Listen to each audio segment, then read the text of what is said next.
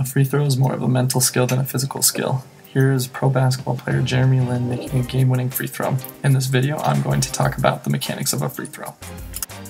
So the first fundamental we're going to talk about in performing a successful free throw shot is feet positioning. So first off, in feet positioning, you want to have your dominant foot slightly forward, not too far forward, but slightly forward.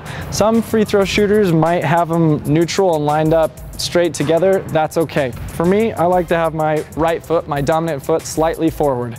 The next is feet positioning in width. You want it to be comfortable about shoulder length apart, so about like this. So now that I've got my feet in position, the next thing that I will go into is my shooting ritual. A ritual is really important because free throws aren't free. It is really a mental game. So you want to get all of the mental distractions away from you when you're going into your free throw shot.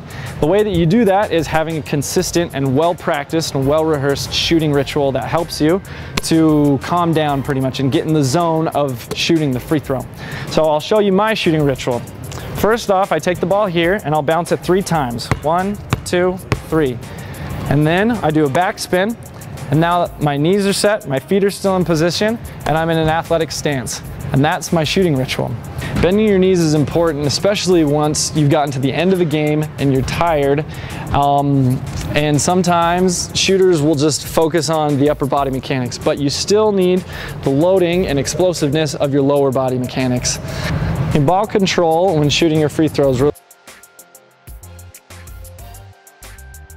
really important too, especially in the position of your hand. So we want the ball to be on the pads of your fingertips. So I've got 100% control of the ball wherever it goes. If it's in the palm of your hand, I don't have much control at all. So you get it on the pads of your fingertips, and you can see when you have it properly on the pads of your fingertips, there's a little bit of a gap here in between the ball and your palm. So that's how it is in your shooting hand. Your offhand comes to the side and acts as a stabilizer.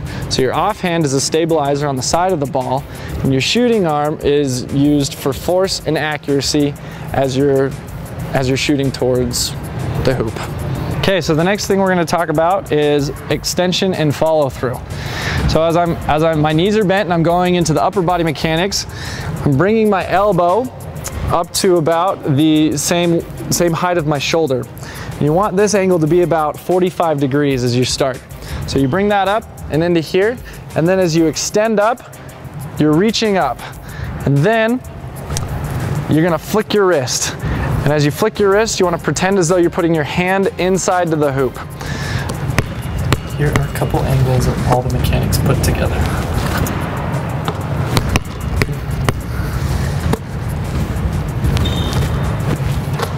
So follow these simple tips, and remember, practice makes permanent.